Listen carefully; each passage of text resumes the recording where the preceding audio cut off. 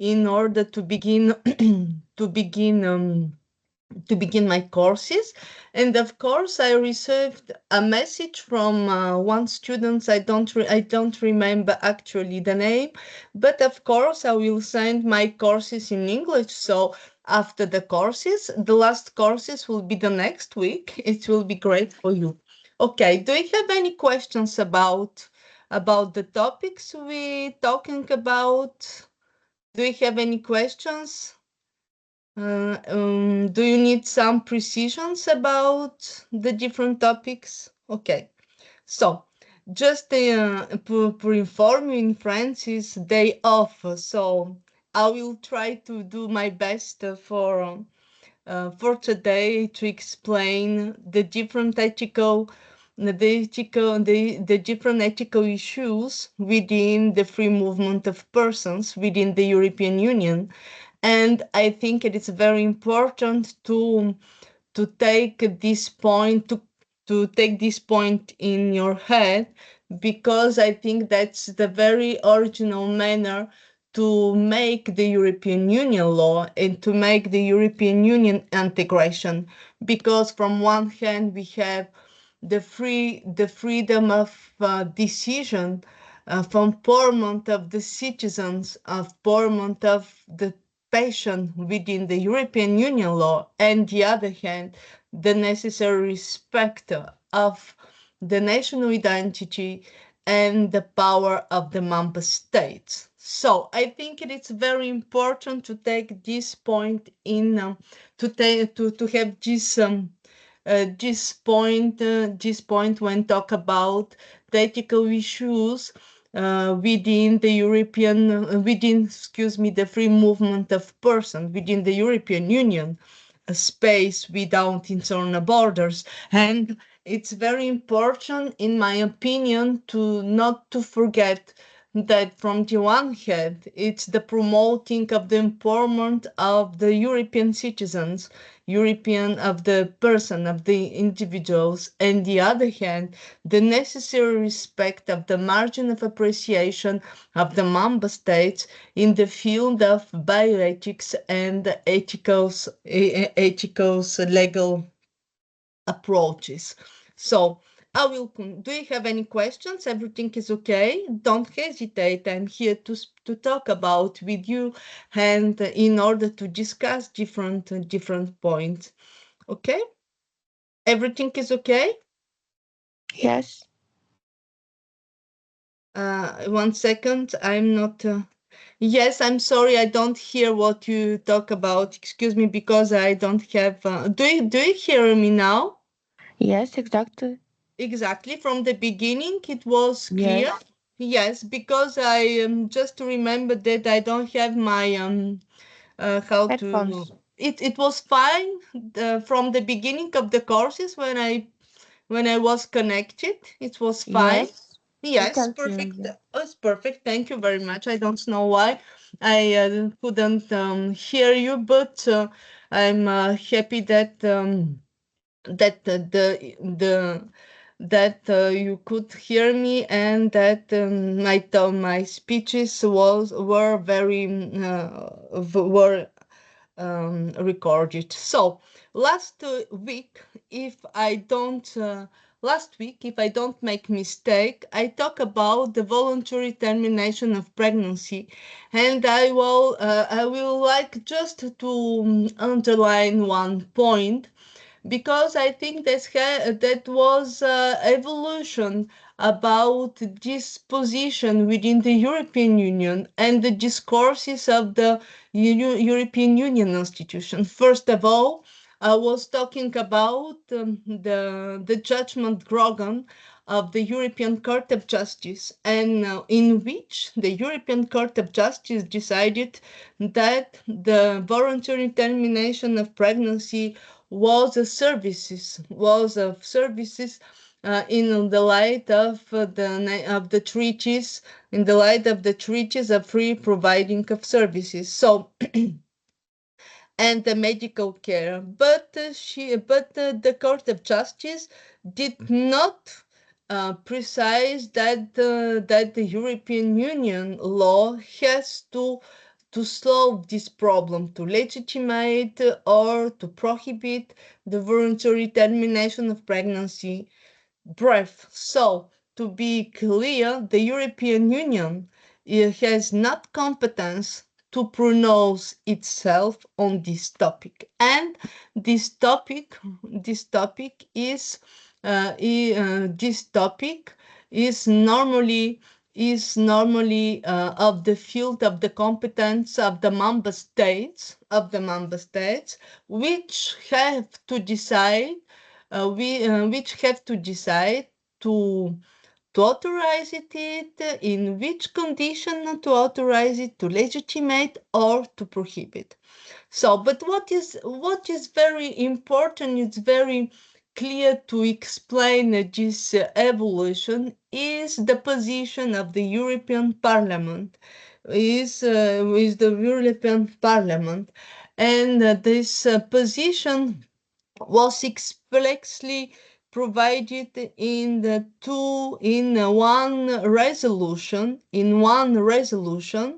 but which resolution is the answer of the different reform of judiciary in national level, especially in Poland. So I think that you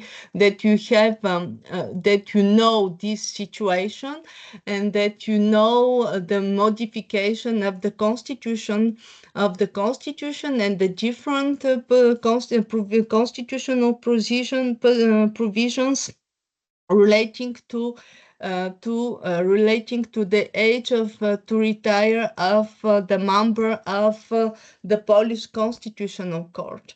So in this point is not so this reform is not so connected with the voluntary termination of pregnancy. Of course, it's not the direct connection with the topic of the abortion and the judicial reform, but you know that the Polish Constitutional Court monitoring exercises a judicial review of the legislative act adopted by the national parliament, and this respect when it was very obvious this situation, that was a legal norm adopted, that was rule adopted by the Polish Parliament in order to determine the condition of the abortion, and there was a very deliberative very deliberative discussion about this in democratic field, because the members of the parliament, of the national parliaments, are elected. And I think that this, in my opinion, so I'm not a national from Poland. So in my opinion, like external observer, I think that was a text of compromise which tries to balance the different interests in the context, and to evolve for a legal point of view, more liberal approach of this question. And then what's happened, that's the new constitutional court issued issued of the different judiciary reform adopted at the national level, was seized in order to pronounce itself about the constitutional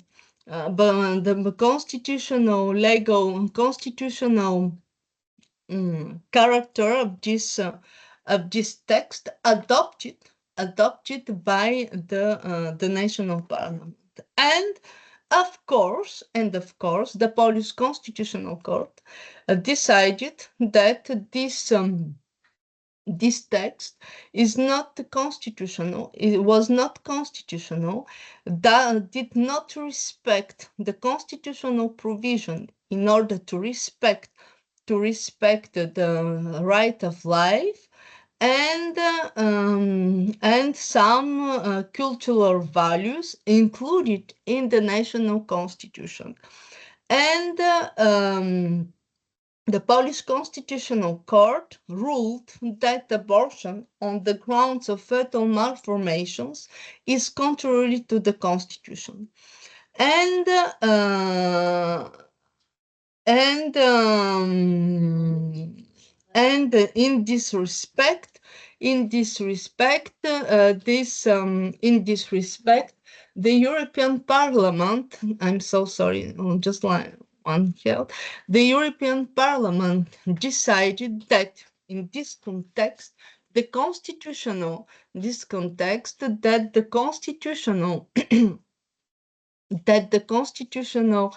review is not guaranteed within the Polish legal system.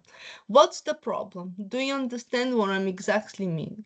That's the that's how to explain you that the problem is not the question with the right to have abortion, the right to not to have abortion. It's not the specific problem, in my opinion.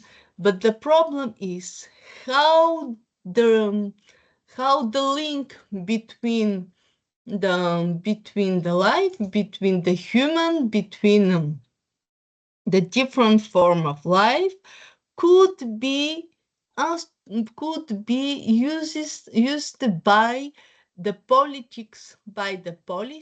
by the government to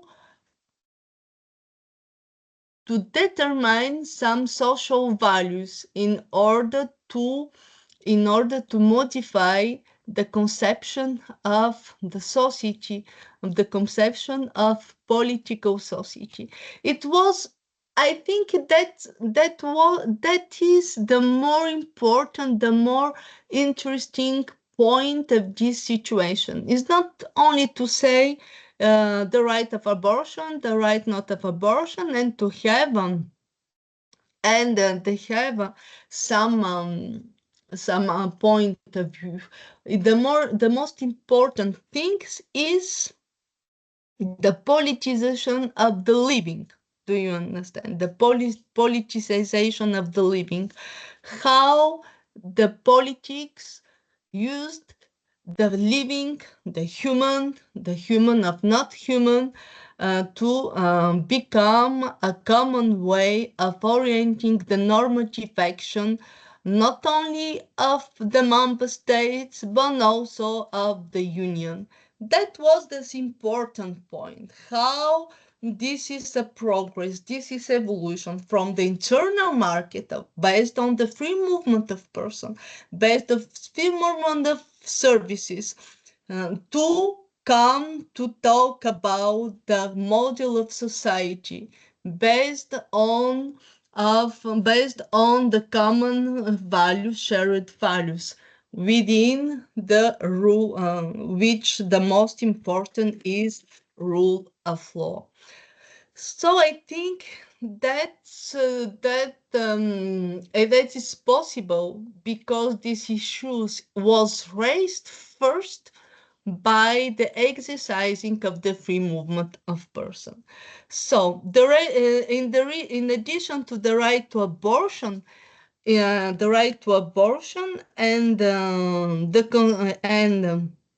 evolution of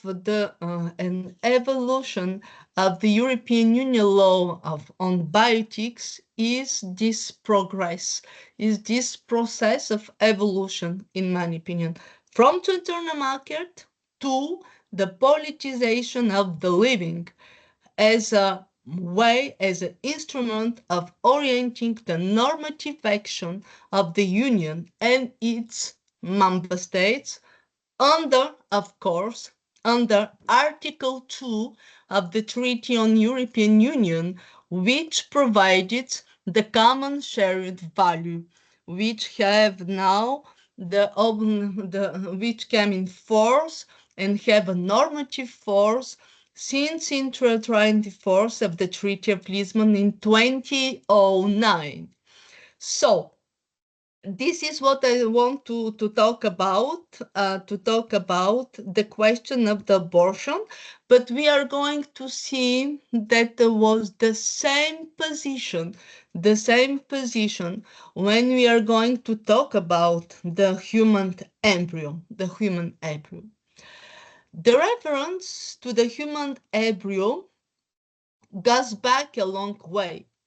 It can be found as early as 1989 in two European Parliament resolutions adopted on the same day, one on in vivo and in vitro fertilization, and the other on the ethical and legal problems of genetic manipulation. In these resolutions, the European Parliament highlighted two main ideas: the affirmation of the human nature of the embryo and its protection from fertilization until after death. According to these resolutions, a number of principles should govern the scientific use of human embryos. These principles include a ban on artificially keeping human embryos alive for the purpose of timely removal of tissues and organs, a ban on the marketing of cryogenically frozen embryos, whether for scientific, industrial, or commercial purposes, a limit on the number of fertilized eggs, and the exceptional use of dead embryos or fetuses for diagnostic purposes. Finally, the parliamentarians drew attention to the fact that interventions or experiments on living human embryos or fetuses are only justified if they represent a direct benefit and if they cannot be obtained by other means for the well-being of the child and the mother. The ethical problems of research on embryos in vitro or on embryonic cells were subsequently raised by the European groups on ethics. In this opinion, ethical aspects of research involving the use of human embryos in the context of the fifth Research Framework Programme, it strongly emphasizes the need to provide a framework for such research insofar as there was no conceptual convergence in the member states regarding the definition of the embryo. However, the European Group on Ethics considers that research on embryos should not be excluded a priori from funding at European Union level because of the scientific advance that such research may present. In its opinion, the group specifies that such research can only be authorized after an ethical evaluation. This ethical assessment must take account of a number of principles, such as the principle of respect for human life and respect for the consent of the women of couple of concerned. In addition, the European groups on ethics point out that the research project must comply with national requirements. It must have been approved by the relevant national ethics committees. To avoid arbitrary research, the European Group on Ethics also recommends strict public control, while ensuring maximum transparency. Finally, the ethical evaluation must be made public. These principles were reiterated in its opinion on the ethical review of research projects under the 7th Framework Programme in the field of human embryonic stem cell research, presented in opinion number 22. The European Group on Ethics points out that human embryonic stem cell research conducted in accordance with a responsible ethical approach must comply with fundamental ethical principles and human rights in the European Union, from stem cell procurement to clinical research activities involving human embryonic stem cells. Respect for these principles implies continuous efforts to ensure their protection, the recognition and promotion of human dignity and human rights. More concretely, implies defining priorities in medical research.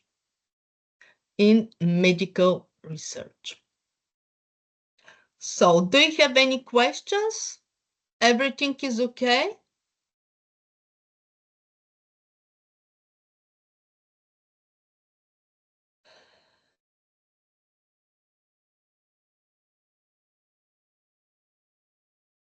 Okay, so I will continue my flow.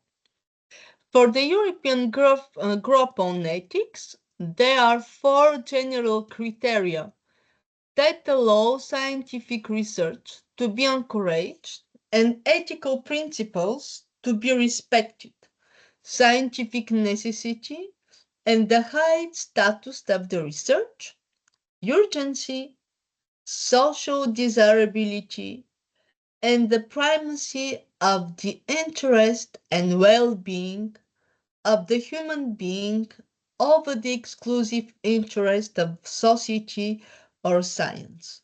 In addition to these 4 criteria, the group adds 2 further criteria concerning the need for research, the not availability of validated alternatives, and the non-redundancy of projects under the 7th Framework Programme. In addition, the ethical review must take into account several parameters: the impossibility of carrying out the research on alternative human stem cells, adults.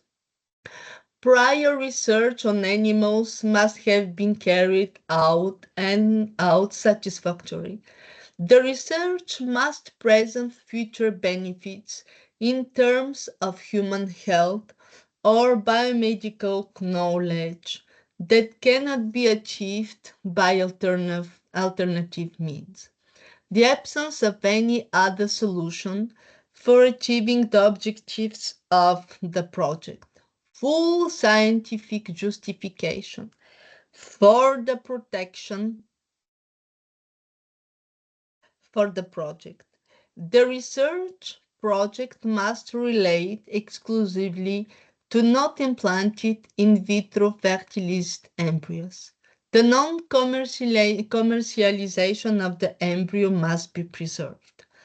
To avoid arbitrary experimentation, the European Group on Ethics strongly recommends the promotion and development of ongoing public debate and dialogue between science and society.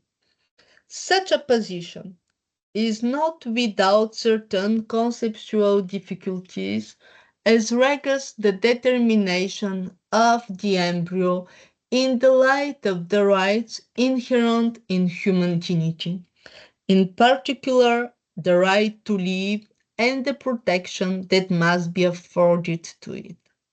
The case law of the Court of Justice is ambiguous in this respect. While it does not recognize the social protection rights of women who undergoes in vitro fertilization because she could not be considered to be pregnant before the embryo obtained was implanted in utero. It adopts a broad interpretation of the concept of embryo referred to in Directive 98/44 in order to strictly circumscribe the patentability of biotechnological innovations relating to embryonic stem cells. However, this broad interpretation was subsequently limited by a case-by-case assessment of the potential development into human life of an unfertilized ovum stimulated by technological processes. This difficulty inherent in taking a moral and political stance on the right to live was also highlighted in the One of Us Citizens Initiative. It called on the Commission to exclude scientific research projects from funding under the Horizon 2020 framework program, as well as any inventions that may result from such projects if they are based on the destruction of a human embryo obtained in vitro. The issue could have passed unnoticed and been dealt with essentially from the point of view of the Union's competencies, as the Commission had done in its communication. But it also deserves to be analyzed in the context that preceded the Brussels ruling. Prior to this judgment, the European Patent Office had considered that when embryonic stem cells are simply isolated from the human body by technical operations, these cells become patentable biological material. However, the European Group on Ethics had ruled out the possibility of patenting inventions based on embryonic stem cells. Similarly, in its resolution of the Framework Programme for the funding of scientific research, the European Parliament called on the Commission to continue to use the current method and will not submit to the committee acting in accordance with the review procedure any project proposal involving research activities that imply the destruction of human embryos, including for the supply of stem cells, just because this stage of research is excluded from funding does not mean that the European Union cannot fund subsequent stages involving the use of human embryonic stem cells. The European Parliament had already called for an optimum political, legislative, scientific, and economic effort to be made to promote therapies using germ cells harvested from adults and not involving the destruction of human embryonic life. The Brussels judgment was also along these lines. In this context, it can be said that the text and case law seems to focus on a centered idea. The embryo in its early stage of development is not yet the subject of rights, but because it is human life, it should be protected. The issue of research and the patentability of embryonic cells has reopened the debate. A European position on the protection of the embryo could emerge in the future from the reconciliation of declared ethical principles within the economic interests protected by patentability. In the Brussels ruling, the Court of Justice held that the use of human embryos for scientific purposes could not be patented. The protection of the human embryo in the name of human dignity precluded any possibility of obtaining a patent on an invention that has necessitated its destruction. In order to prevent the authors of certain biotechnological inventions from being tempted to apply for patentability in member states with the narrowest conception of the concept of the human embryo, the Commission has chosen to give an autonomous definition of the concept of the embryo. It also points out that patent law must be exercised in compliance with the fundamental principles guaranteeing human dignity and integrity, and that process whose application undermines human dignity cannot be patentable. In order to ensure due respect for human dignity, it interpreted the concept of embryo broadly, considering in particular that any human ovum must, from the stage of its fertilization, be regarded as a human embryo within the meaning and for the application of Article 6 of the Directive 98/44. The principle of human dignity thus leads to the adoption of an extensive definition of the human egg.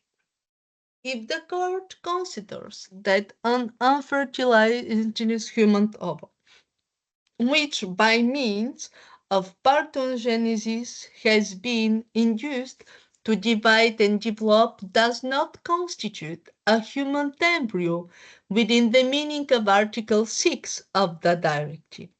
It is because, in the light of current scientific knowledge, it does not as such have the intrinsic capacity to develop into a human being, which is a matter for the national court to ascertain.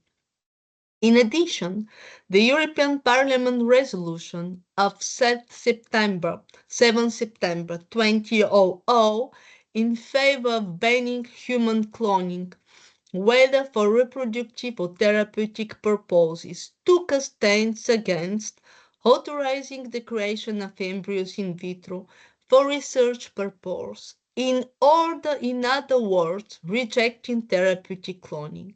However, it came up against the contrary opinion of the European Groups on Ethics, attached to the European Commission, which does not rule out the creation of embryos for research purposes. Similarly, the final decision adopting the sixth research framework program did not prohibit the funding of research activities involving the creation of a human being for experimental or therapeutic purposes. So it was the second point concerning the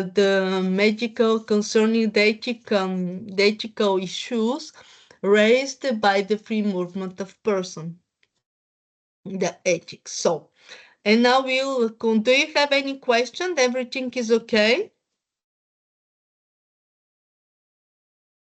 Everything is okay? Okay, I will continue my flow. So, medically assisted procreation, surrogacy, and social protection for women. Artificial procreation is traditionally considered in terms of the ethical issues involved in medical manipulation of a woman's body. Today, however, it raises more questions about the status of women and their relationship with motherhood, which are confronted with other interests, those of the child resulting from artificial procreation and of the family unit. European law is not unfamiliar with these issues, and it's providing the beginnings of a response.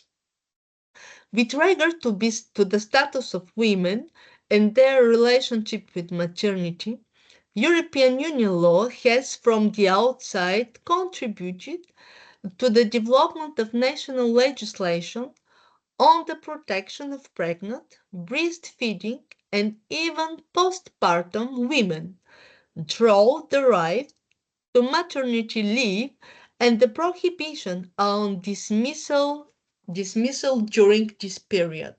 However, this seemingly favorable European regulation only protects one category of women, those who are physiologically pregnant and who have physically given birth.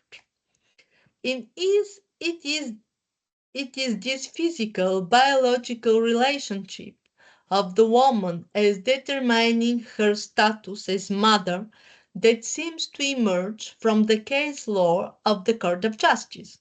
This biological approach was already apparent in the Sabine Meyer judgment, in which the Court of Justice ruled that the protection against dismissal of pregnant women did not apply to a woman awaiting in vitro procedure, as the embryo obtained in vitro did not constitute a pregnancy in utero without transfer.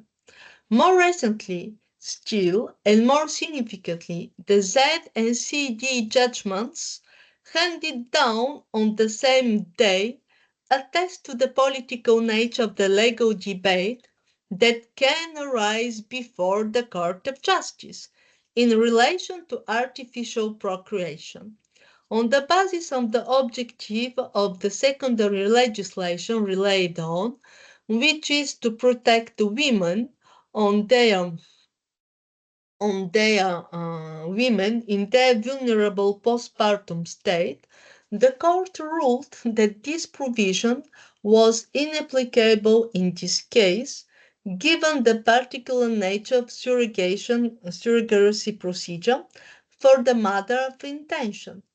This position, which tends to reduce maternity to women's body, raise the question of the value that the legal systems are fundamentally seeking to protect when they introduce such leap. Is it women's body or the social role of parent? The answer to this question will also determine whether and how maternity leave discriminates. As the French doctrines rely points out, I'm quoting, the market paradigm is not morally neutral. Freedom of movement and the mechanical application of the categories of the European Union law depend on axiological options. This is reflected in the principal position of the European Parliament, which strongly condemns surrogate motherhood in its motion for a resolution on surrogate motherhood as a risk to the rights of women and children. In this motion, the European Parliament called on the Commission to define a legal framework for the protection of children already born to surrogate mothers and those who will be born, and to verify that the regulations on surrogate motherhood in force in the member states where it is authorized to not run counter to European Union legislation on the protection of children's and women's rights. This organic link between the mother and her unborn child is once again in danger of being questioned and called into question. Indeed, as part of the Horizon 2020 framework program, the European Union has funded the PLS project, Perinatal Life Support System, integration of enabling technology for clinical translation, which began in October 2019, led by a multidisciplinary team headed by the Eindhoven University of Technology in Netherlands. Research into a prototype artificial womb is expected to revolutionize the care of babies from born prematurely and reduce the risk of development sequelae. Nonetheless, this prototype will raise new ethical issues in the future concerning the viability and therefore the survival of a fetus born too early. What protection should be afforded to the right to life, to life, and from what point onwards?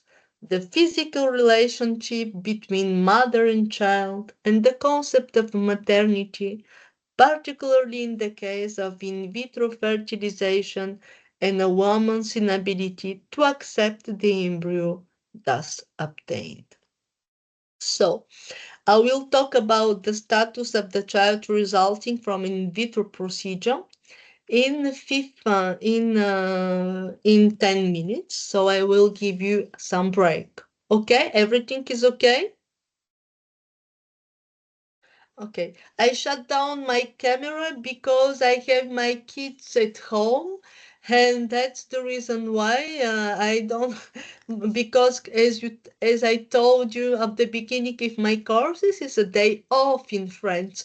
I don't know it's a day off in Poland. Is it a day off in Poland also? No? Okay. Status of children born as a result of artificial procreation raise two ethical issues that need to be reconciled.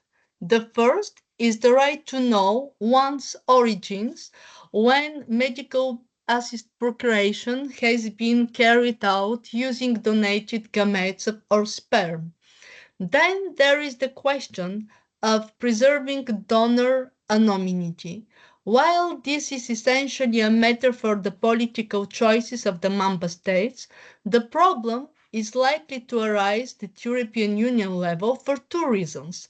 Directive 2004/23 applies to reproductive cells, and these cells may circulate within the European Union as part of reproductive medical care. This reconciliation between the right to know one's origin and the preservation of anonymity may also influence the very concept of donation, in particular its free, altruistic, and voluntary nature. Above all, however, it highlights the best interest of the child in its social determination and within the family unit. It is draw the right to privacy and family law that European Union law can potentially address the status of the child born through artificial procreation. Family law has also evolved under the impetus of European Union law through the prism of freedom of movement and European citizenship. So, in this context, I have to mention two judgments of the European Court of Justice. The first one concerned the Bulgarian family law, and the second one concerned the Polish family law, and the recognition of the certificate, the birth certificate, delivered by another member state, which on which is mentioned two parents from the same sex. And of course, in this judgment, the European Court of Justice, underlined the importance of the best interest of the child as her or his quality of citizen of the European Union. So, in the light on the ground of the European citizenship, the European Court of Justice ruled that the member states had to recognize and not to translate within the national legal order the birth certificate delivered by another member state in which the marriage between persons of the same sex was authorized, and which were recognized, and persons which were recognized as parents for the child issues of medical assisted reproduction. So it is very important to underline that in this order is not the modification of national legal system, legal provisions, but also a duty to recognize, the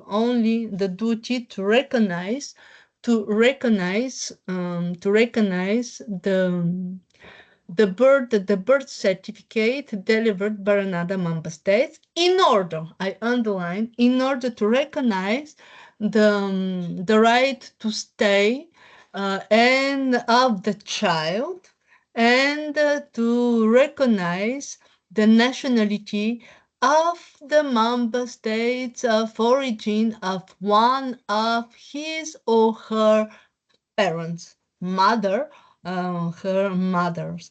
So, in this respect, I think that the best interest of the children and was a very important criterion for the European Court of Justice to take this solution in order to ensure the effectiveness of the European citizenship of the child, and by the way, to recognize his or her freedom of movement. And uh, and the the other point, ethical issues, is of course the ban of cloning. The ban of cloning is a position of principle adopted from the outset within the European Union. As early as 1989, in its resolution of 16 March 1989 on the ethical and legal problems of genetic manipulation, the European Parliament prohibited genetic manipulation with a view to cloning as contrary to human dignity. Similarly, in its resolution on the cloning of the human embryo of 28 October 1993, the European Parliament had already expressed a strong opinion on the prohibition of human cloning, whatever the purpose of such cloning. It states that, I'm quoting, whether carried out for experimental purposes, in the treatment of infertility, transplantation diagnosis, or tissue transplantation, or for any other purpose whatsoever, is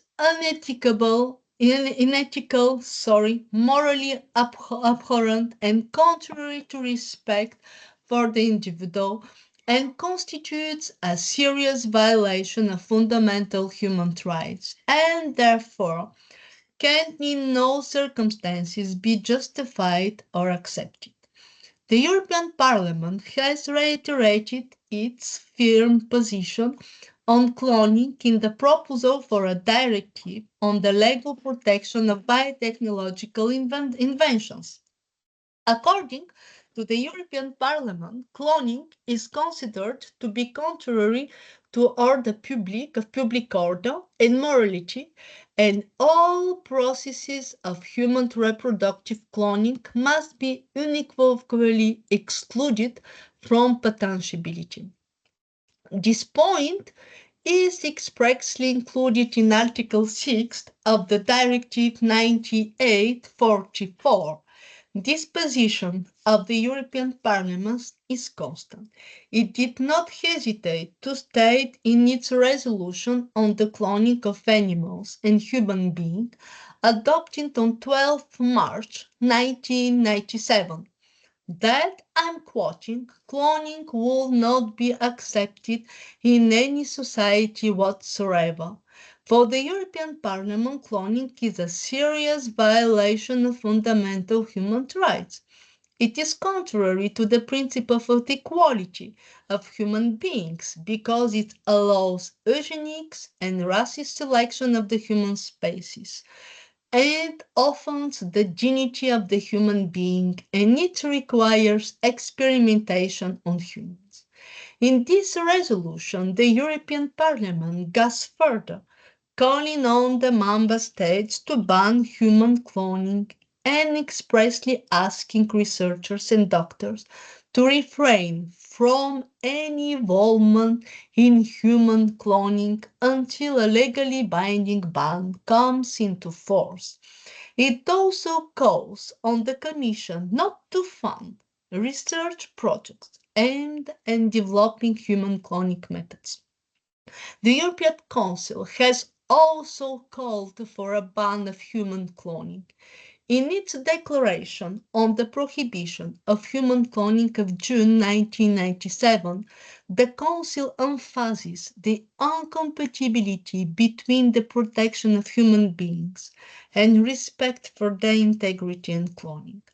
The prohibition of human cloning has also been advocated by the European Council. In its declaration on the prohibition of human cloning of June 1997, the Council emphasizes the incompatibility between the protection of the human being and respect for his integrity and cloning. The European Group on Ethics, Opinion Number 9 of 28 May 1997, confirms this approach to banning human cloning. According to the group, cloning should be unequivocally condemned at European level. Such a ban was justified because of the abuses that such a practice could lead to, in particular requests for personal convenience, desire for immortality, choice of the child's sex, replacement of deceased child that could go as far as eugenic practices. Even more recently, the European Group on Ethics expressed its views on the issue of animal cloning. In its opinion 23, the group considered that further studies and analyses should be carried out on the long-term animal welfare and health consequences for clones and their offspring, as well as a comparative analysis against other assist or traditional reproductive techniques in animal husbandry in order to properly assess the issue. The Commission should take initiatives to develop a code of conduct on responsible animal husbandry, also covering cloning. The Commission must take the necessary steps to protect the genetic heritage of farm animal species, for example, by funding projects to protect domestic breeds in Europe and promote sustainable agriculture. In the group's view, the ethical, legal, and social consequences of animal cloning for food production need to be further clarified, and qualitative studies carried out on how it is perceived by the general public. Article 3 of the Charter now expressly prohibits eugenic practices aimed at the selection of individuals and reproductive cloning. The next ethical issues concerned genetics. The reference to genetics in European Union law is not an isolated one. It is specifically linked to the ethical questions that genetics may raise when it comes to medical procedures linked to genetic engineering, either to correct a genetic anomaly or to prevent the transmission of this anomaly. Ethical issues generally concern the right to inherit genes that have not been modified or manipulated in any way. This right finds a particular expression in the European Parliament resolution of 6th March 1989, on the ethical and legal problems of genetic manipulation. In this resolution, the European Parliament advocated the recognition of a right to genetic identity, the right to reserve a genetic heritage which has not undergone any manipulation. However, this right to genetic identity has no binding value because it is not enshrined in binding legislative act. It only has declaratory value and merely demonstrates the commitment of the European Union institution not to modify human genetics. The ethical issues in genetics arose with the development of genetic manipulation of DNA and the economic spin offs that this technique could generate. This is why the ethical issue of genetics was raised when Directive 2844 was drawn up and in the context of the patentability of living organisms. In this respect, two problems arise. On the one hand, the opposition between invention and discovery. On the other, the patentability of a genetically modified human body. Directive 98/44 provided only a partial response to these two problems because of the ambiguity that it may create regarding the prohibitions of patenting and the concepts to which these prohibitions refers. Even more recently, the ethical question has also arisen in relation to genetic testing and prenatal diagnosis. The European institutions specify that the sole purpose of these tests should be to detect genetic diseases so as not to lead to the selection of human beings, sex, physical characteristics. The ethical issue of selecting unborn fetuses has also been reviewed by the development of prenatal diagnostic tests, which can now identify fetal DNA in the mother's blood. The test is non-invasive, one requiring only a blood sample with no risk to either mother or child. The use of genetic tests can also lead to genetic discrimination. As the European Group on Ethics has already pointed out, the main ethical issues relate either to the performance of genetic tests themselves or to the use of genetic data obtained by means of these tests.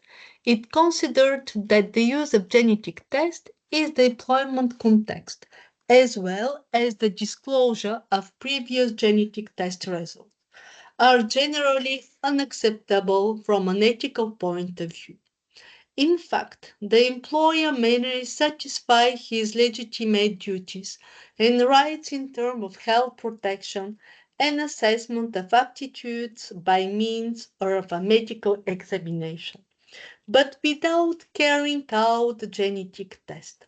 The employer must in principle refrain from carrying out genetic screening or asking the employee to undergo testing. In its opinion, 18, European Group on Ethics expressly condemned the practice of such tests in the context of employment. In justifying this position, the group referred expressly to the unreliable nature of their result, as there was no conclusive evidence of the relevance and reliability of existence genetic tests in the employment context, and that their predictive value remains uncertain. Furthermore, It considers that the use of genetic tests in the context of employment, as well as the disclosure of previous genetic test results, are generally unacceptable from an ethical point of view.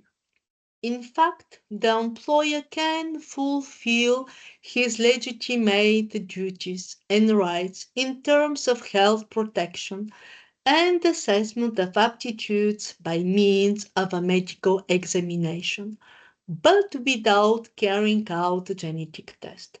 In principle, the employer must refrain from carrying out genetic screening or asking the employee to undergo testing. In the European Group on Ethics view, only genetic monitoring could be authorized in exceptional cases where the worker is exposed to risk of genetic modification. So this was the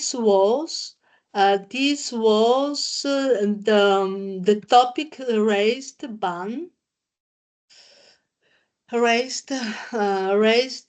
by the free movement of person.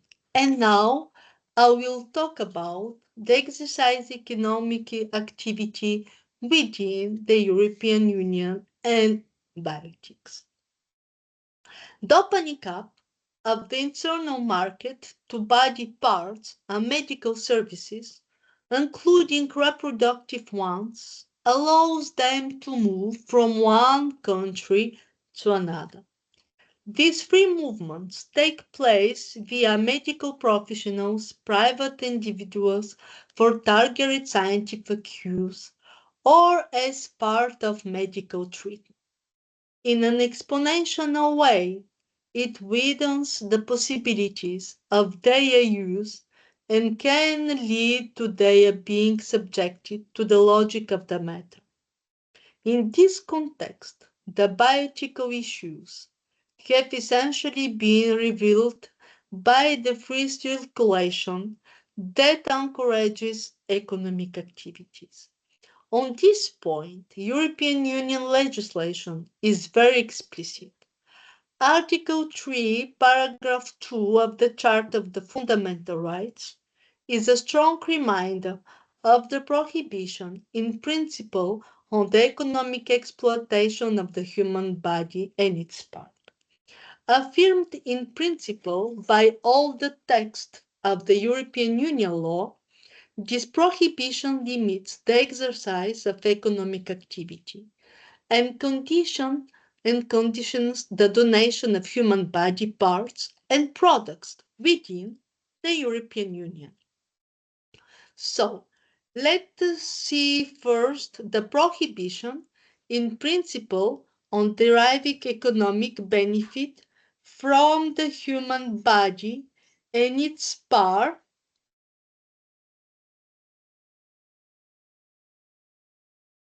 from the human body and its commercial exploitation, and the freedom to provide services involving the human body and its parts. See, first of all, the commercial exploitation of scientific research on the human body. The importance of the debates on the commercial exploitation of scientific research involving the commercialization of the human body became apparent during the drafting of the Directive 98/44 on the legal protection of biotechnological inventions by means of a patent system. As a compromise text based on the prohibition of profiting from the human body, the directive is ambiguous in this respect. The introduction of the European patent system comes at a time when there is a political desire to improve competitiveness within the internal market. In its white paper on completing the internal market, the Commission highlighted the need for the community to have a patent system in the field of biotechnology, For the European Group on Ethics, I'm quoting, patent law is one of the stimulants of medical research. As it allows compensation for research efforts whose progress, both diagnostic and therapeutic, benefits patients, in particular those suffering from genetic diseases. The purpose of a patent is to grant a monopoly of the economic exploitation of an invention based on element of the human body. It is an industrial property right over an invention. The aim of the patent system is to ensure a compromise between the particular interest of the inventor and the general interest of the community. On the one hand, the patent aims to protect the invention and defend the inventor's rights. The state offers the inventor temporary exclusivity of the right to exploit his invention, thereby protecting him from counterfeiting and technical plunder. On the one hand, the patent aims to protect the invention and defend the inventor's right. The state offers the inventor's temporary exclusivity of the right to exploit his invention, thereby protecting him from counterfeiting and technical plunder. In return, the inventor must provide a precise description of his invention. This disclosure constitutes a contribution to the body of existing technical knowledge and enriches the state of the art. Thus, in the general interest of the community, the patent system, by avoiding secrecies, does not block knowledge but guarantees the freedom of research and the freedom of researchers to exchange information. While the protection of biotechnological invention is of great interest for the competitiveness of European scientific research, they undoubtedly raise ethical issues concerning the patentability of living organisms. It is not surprising, therefore, that the initial version of the Commission's proposal for a directive gave rise to a lively debate in the European Parliament, particularly on the subject of banning certain patentable processes relating to the human body. In its resolution on the ethical and legal problems of genetic manipulation, the European Parliament had already taken an open stand on the importance of protecting the individual and his or her body with regards to scientific research. Similarly, in its 1996 resolution on the protection of human rights and dignity of the human being, with regard to the application of biology and medicine, it expressly stressed that no living human organ or tissue shall be bought, sold, or otherwise treated as a marketable commodity. The final text of the Directive 98/44 seeks to reconcile the importance of economically stimulating scientific research and protecting it by means of a patent with the ethical principles inherent in the human body. Article 3, paragraph 1 of the directive specifies its extended scope. New inventions involving an inventive step and capable of industrial application shall be patentable, even where they relate to a project composed of or containing biological material or to a process for the production, treatment, or use of biological material. Similarly, paragraph 2 of this article extends it to any biological material isolated from its natural environment or produced by means of a technical process, because it may be the subject of an invention, even when it pre-exists in its natural state. This broad scope is counterbalanced by the limits imposed at patentability. On this point, the directive seems clear, as it embodies all the position taken by the European institution right from its recitals. Recital 16 of the directive stresses that the patent law must be exercised in compliance with the fundamental principles guaranteed human dignity and integrity, and that the principle should be reaffirmed that the human body at every stage of its formation and development, including germ cells and the simple discovery of one of its elements of product, including the sequence of partial sequence of a human gene, are not patentable. Recital 23 states that the simple DNA sequence without any indication of a function does not contain any technical information and cannot therefore be considered a patentable invention. Article 5 of the final text of the directive states that the human body, at the various stages of its formation and development, and the mere discovery of one of its elements, including the sequence of or partial sequence of gene, shall not constitute patentable invention.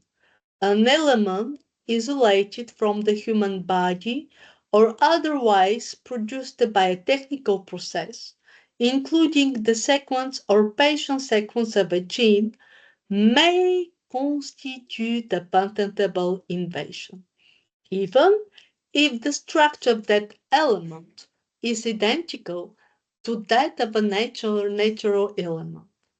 Article 6 of the same directive states that inventions, the, the commercial exploitation of which would be contrary to public order or morality, shall be excluded from patentability.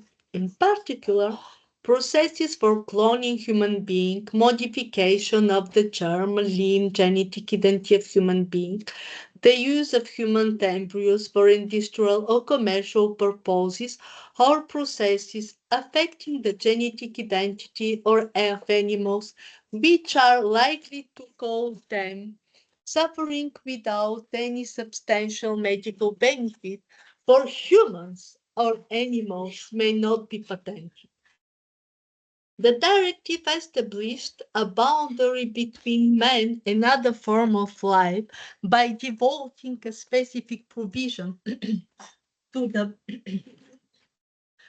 patentability of the human body and its parts. It also sets out three examples of invention that are included from patentability on the grounds that they are contrary to public order, to public policy: the cloning of human beings, genetic modification, and the use of human embryos.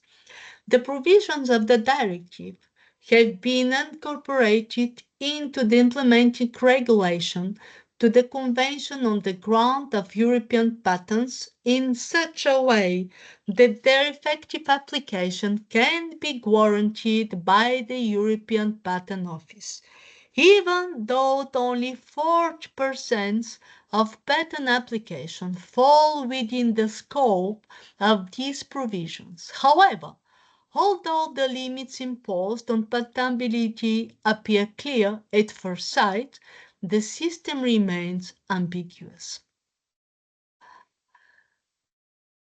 The ambiguity of the provision of Directive 98/44 was the result of the generality of the terms used.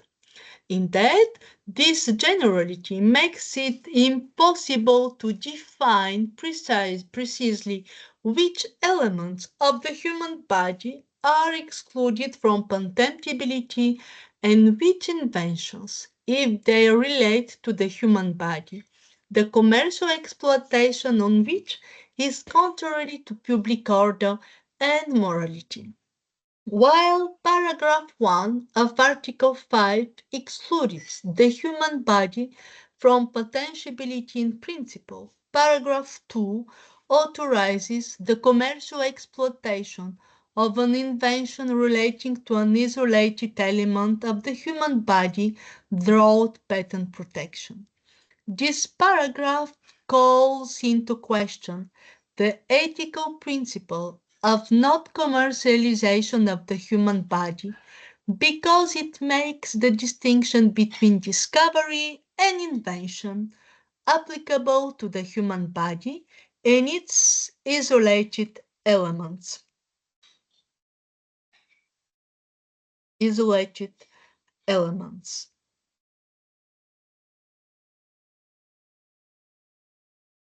However, the distinction between discovery and invention is not the easiest one to establish when it comes to elements of the human body. Is it conceivable that the human gene, isolated from the human body, is an invention and can therefore be commercially exploited under patent protection? Does the concept of invention apply to the isolated gene or to the technical process used to isolate the gene? Under the directive, the line between invention and discovery is blurred because it does not specify the concrete criteria for making this distinction operational when applied to the human genome. Far from being a hypothetical question, this issue has already been raised in the context of medical research on DNA and its economic exploitation. The question was whether the process used on human DNA was a discovery or an invention within the meaning of Article 5 of the directive. To answer this question, it was necessary to determine whether the human genome, representing the sum of genetic information and as an essential element of the human body, could give rise to technical invention. This point is not expressly settled in the clear and precise manner in the directive.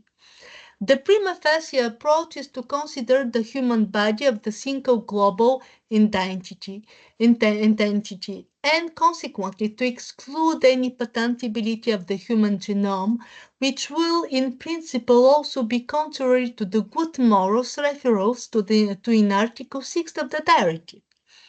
In its decision of 16 July 1997, the European Patent Office stated that the human body had the various stages of its formation and development, as well as the mere discovery of one of its elements, including the sequence of partial sequence of gene, cannot constitute patentable inventions.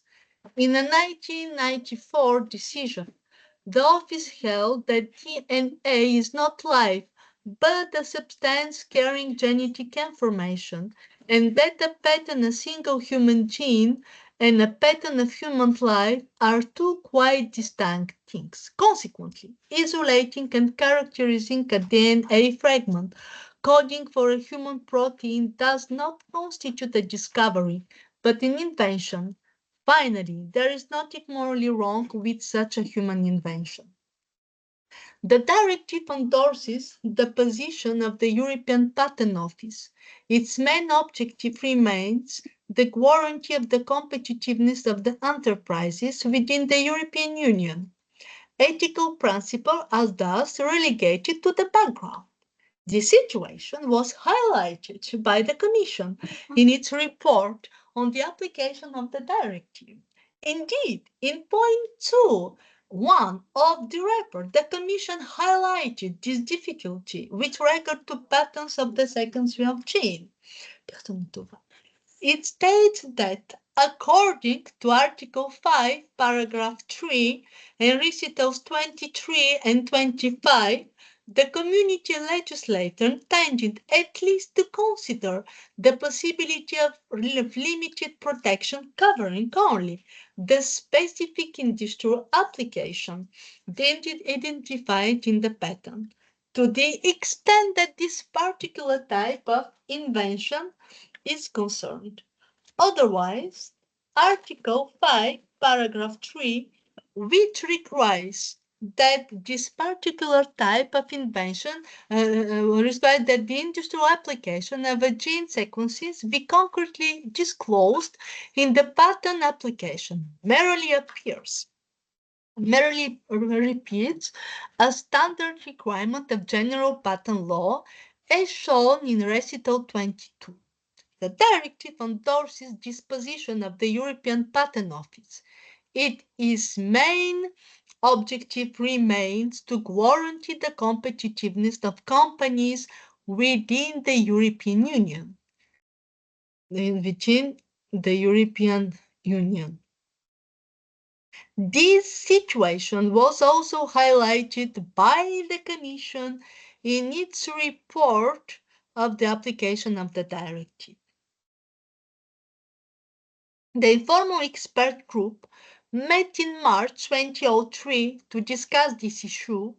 A majority of members felt that there were no objective reasons for creating a specific regime on function-based protection in this area, which differs from conventional patent protection. In particular, the technical and legal experts felt that there were no differences between DNA sequences and chemicals that will justify a different treatment with respect to the extent of protection conferred by a patent. The European Parliament, for its part, asked the European Patent Office and the Member States to grant patents on human DNA only when they are limited to a concrete application. Demand also that the scope of the patent be limited to the specific application so that other users can use and patent the same DNA sequences for other applications. Similarly, the Parliament also invited the Commission to examine whether this interpretation of the directive could be obtained in the form of recommendation for the Member States or whether it is necessary to amend Article 5 of the directive for that purpose. It also justified its position by the principle postulated that no consideration in research can take precedence over human dignity. The ambiguity of Article 5 of the directive was strongly criticized. The doctrine even considers that Paragraph 2 contradicts Paragraph 1 by emptying of its meaning and sowing confusion between the notion of discovery and invention. According to the other authors, there is a risk of commercial drift if any elements of any human body is patentable ones, it is isolated from it. This author expressed concerns about the confiscation of genetic knowledge. Genes are likely to be multifunctional. Granting a monopoly on the exploitation of these genes before all their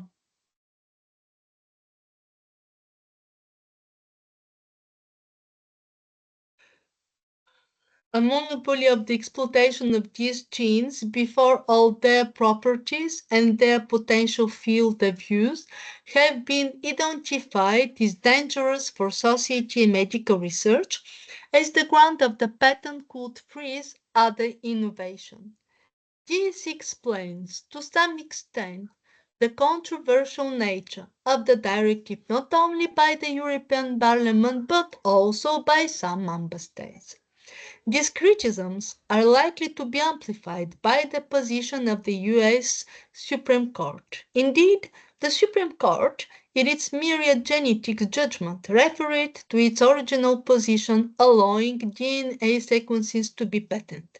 Now, for the court, DNA is a project of nature and therefore not patentable. Directive 2844 has not yet been amended on this point. Although these criticisms can be understood by the literal referring of the directive and its application by the European patent offices, they must nevertheless be qualified.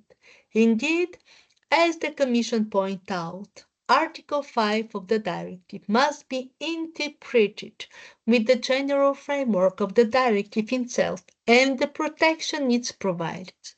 The directive thus imposes additional requirements, particularly when it comes to examining a patent application. The classic condition of patentability apply fully. Novelty, inventive step, industrial application. The industrial application of a sequence of partial sequence must be set out in concrete terms in the patent application as field.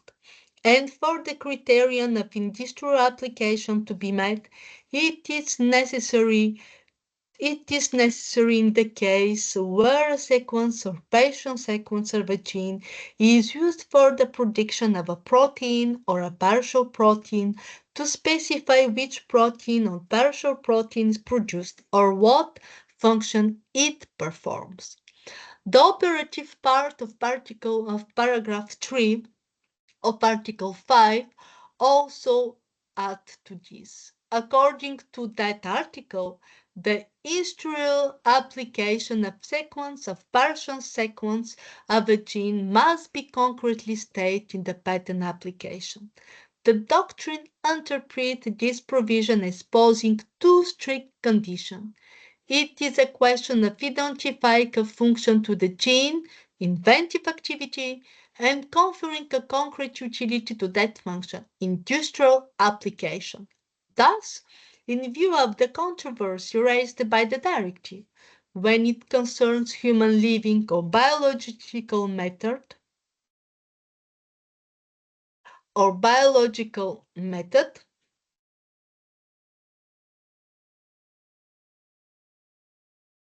it is for the European Patent Office and the Court of Justice to further clarify the scope, both with regard to patentable biological material and inventions prohibited under Article 5 and Article 6 of the Directive. Initially, the Court of Justice used the classical technique of complying with the requirements of the Directive when it was transposed by the Member States. In its judgment in Commission versus Italy, the court recalled the spatial nature of Article 5 of the Directive because it seeks to grant specific rights with regard to the patentability of elements of the human body. In that regard, even if that provision provides for a simple possibility of patent, it imposes on the member states, as in apparent from recital 17 to 20 of the directive, the obligation to provide that the national patent law does not exclude the patentability of isolated elements of the human body in order to encourage research aimed at obtaining and isolating such valuable elements for the production of medicine. Similarly, as regards Article 6 of the Directive, the Court recalls that under Article 6, paragraph 2 of the Directive, processes for cloning human beings, processes for modifying the germline genetic of human beings are not patentable. The use of human embryos for industrial or commercial purposes, processes to modify the genetic identity of animals in such a way as to cause suffering without substantial medical utility for humans and animals resulting from such processes. It should be noted that contrary to Article 6, paragraph 1 of this directive, which leaves the administrative authorities and courts of the member states a wide margin of discretion in applying the exclusion from patentability to invention whose commercial exploitation will be contrary to public policy and public morality. Paragraph 2 of the same article leaves no margin for discretion to member states as regards to the not patentability of the processes and uses listed therein. This provision being intended precisely to frame the exclusion provided for in paragraph 1. In this respect, it is clear for the fourth recital in the preamble to the directive that the patentability of processes for cloning human beings must be excluded univocally since there is a consensus on this issue within the community. It follows that by explicitly excluding the patentability of the processes and uses referring to therein, Article 6, Paragraph 2 of the Directive seeks to grant specific rights on this point. This provision obliges states to transpose it expressly. Secondly, in the Brussels judgment, the Court of Justice used the method of autonomous interpretation to define the concept of embryo under Article 6 of Directive 98/44. This method is chosen by the judge when he's faced with a problem of uniform application for a given regulation. In that judgment, the court first found that the directive made no reference to the right of member states for the definition of that concept. It concluded that only an autonomous interpretation was possible, the concept of embryo being to be considered as a concept of European Union law, which is independent in view of the objectives of the directive.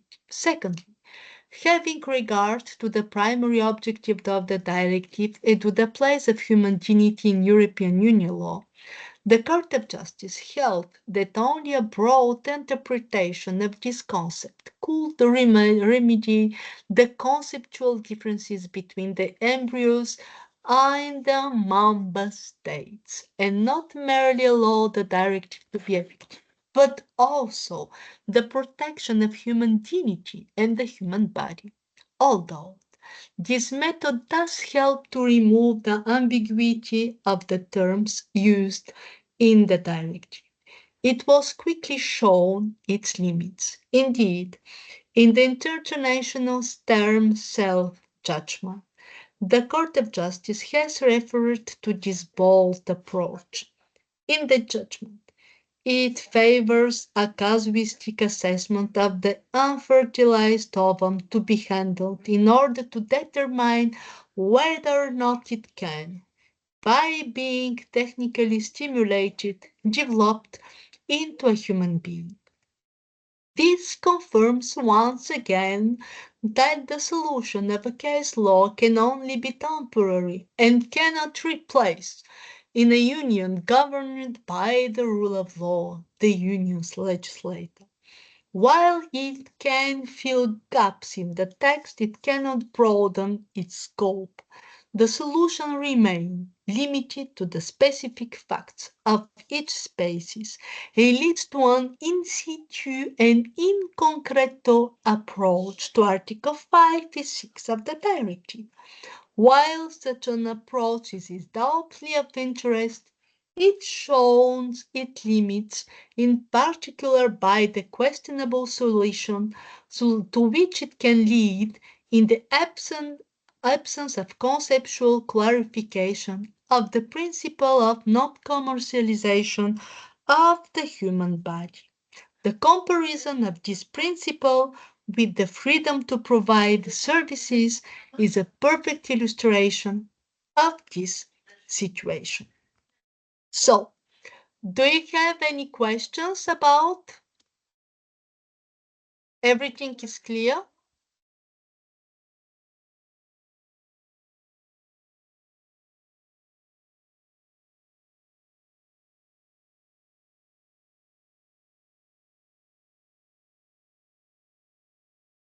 everything is okay. So I'm finished my courses for today, and I will continue to talk about the freedom, the commercial exploitation, and within the European. On the European Union treaties in the light of the free and the free providing of services. So I will say bye and see you